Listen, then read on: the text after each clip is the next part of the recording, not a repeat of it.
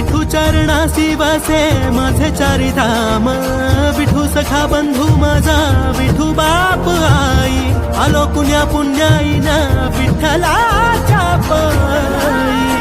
सुख जन्माचं, सुख जन्माचं, सुख जन्माचं हे भेटलं आम्ही पाहिला हो विठ्ठल.